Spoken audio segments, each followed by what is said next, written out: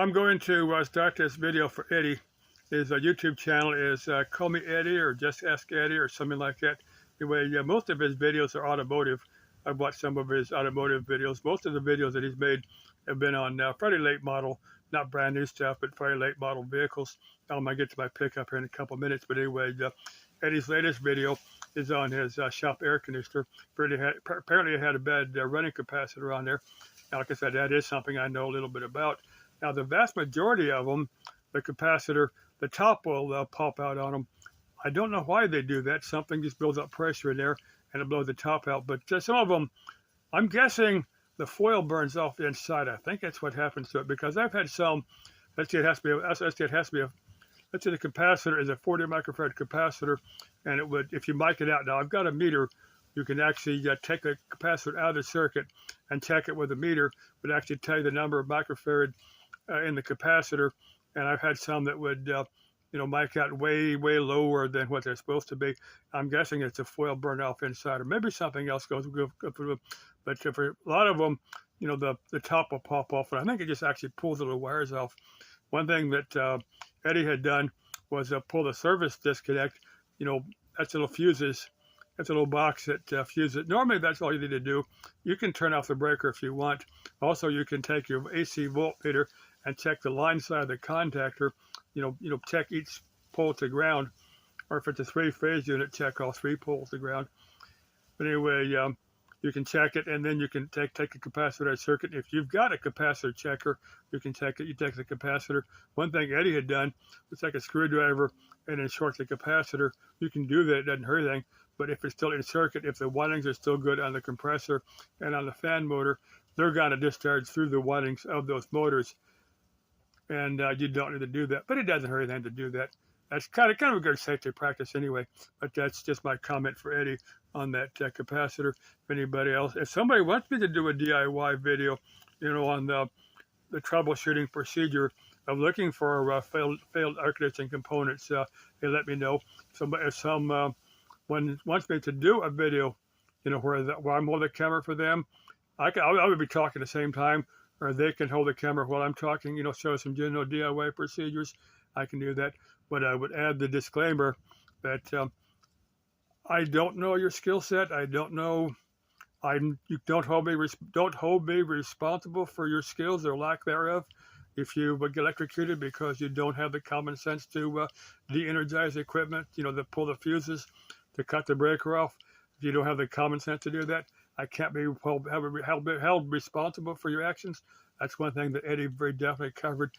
Showing him disconnecting the fuses and the breaker. So yeah, that's a very good safety procedure to make sure it's de-energized, make sure the power is off. Next thing I'm going to cover is my pickup. Now, this morning I was headed over to Monument Hill. I'll cover that in a few minutes. But anyway, it had thrown the belt off. Now I went and got another belt for it, and it promptly threw that one off. Now I don't know if it was. Now I found my idler pulley was locked up. Not locked up, but there's a bunch of old belt material in there. I've got that out, and I found my power steering pump. A couple of the bolts had come out on it. Now I need to. I've got part of it. I've got a gear separator. That's what I've used before to pull the pulley off. Now tomorrow morning I'm going to clean back my pickup up so I can find it. If not, I think I can thread. Now, I've actually found an old belt that I'd got in the wrecking yard, self-service auto wrecking yard. I probably thread that on there. Maybe that'll get me over to Harbor Freight or AutoZone. I can get either a power steering puller. Now I need to get the puller to pull that pulley off to actually get those bolts off. I think once I get the bolts back in there, it's kind of wobbling in there, and I don't know if that's what made it throw the belt.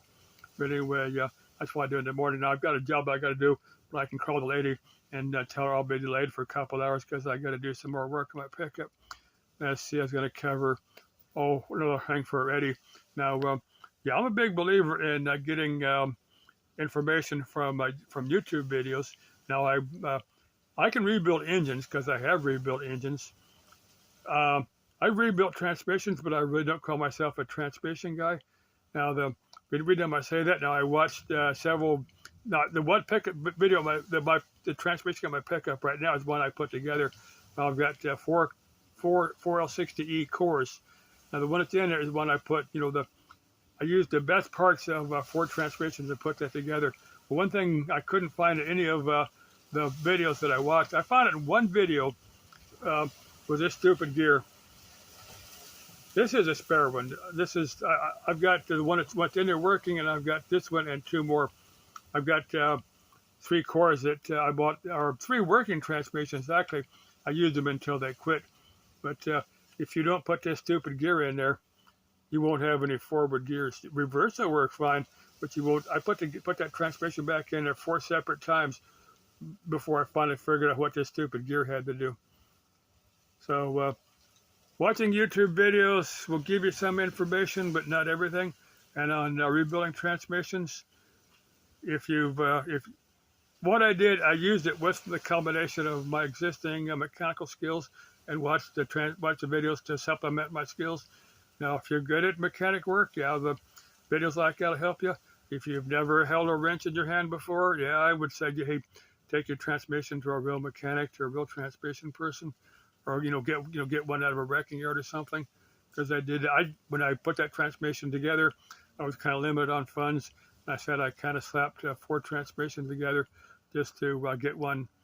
I used the best part of 4 separate transmissions to get one good for L60E, and the one it's in there now it has issues.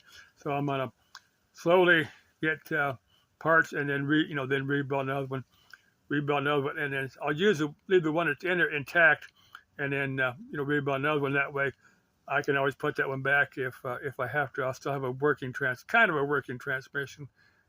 Let's see what I think I've covered everything here. For Eddie, love your videos.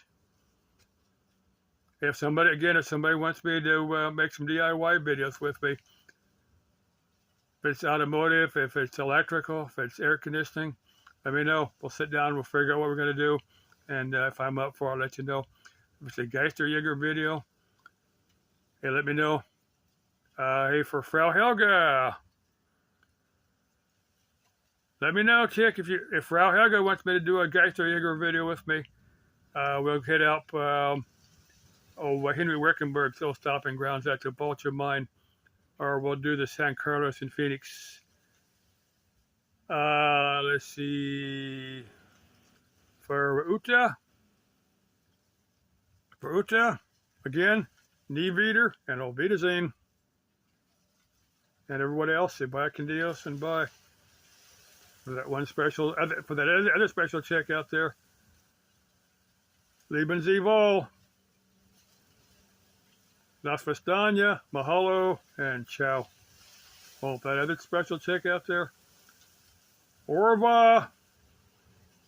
If you want to teach me some more French, let me know.